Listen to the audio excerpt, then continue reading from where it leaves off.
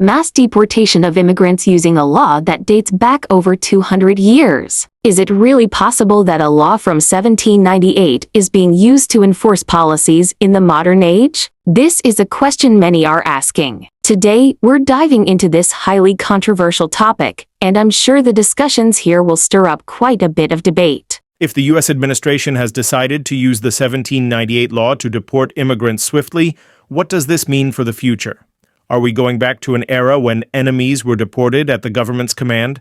This issue is much bigger than just an old law. Let's start with you. Given your expertise in law and international policies, do you think the use of this law can be justified today? Or are we looking at a dangerous step that threatens human rights? The answer to this question is quite complicated, but I would say that if there's a real threat to national security, it can be justified.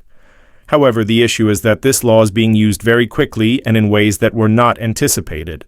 But let me ask you a more provocative question. Do you think the administration is using this law as just a legal cover to implement harsh policies against certain groups of immigrants? Isn't it strange to see this old law being used as a modern tool for asserting power? Now let's move on to the impact of these policies. The immigrants who have been deported suddenly, how does this affect their communities? Are we prepared to face the social consequences of this mass deportation? The consequences are huge. Many of these immigrants have been living here for years, with families and children. Sudden deportation doesn't just cause chaos in their personal lives. It also affects the stability of entire communities. But here comes the more provocative point. Do these policies actually contribute to creating a stable society, or are they just fueling division and tension? Another matter we can't ignore: how do you see the impact of these policies on the economy? If hundreds of thousands of immigrants working in vital sectors like agriculture and healthcare are deported, does this stabilize the economy, or will it cause industries to collapse? The economic impact would be devastating. Immigrants are an essential part of many industries. If deportations continue at this pace, we will see real disruptions in the markets.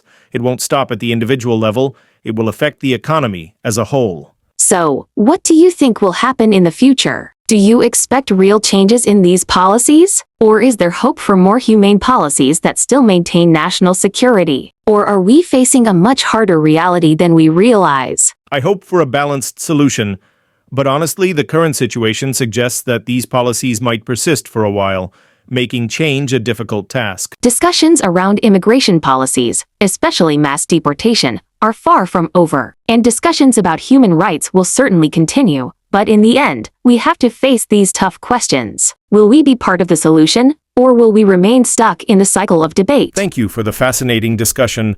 I believe this issue will continue to ignite debates for a long time to come.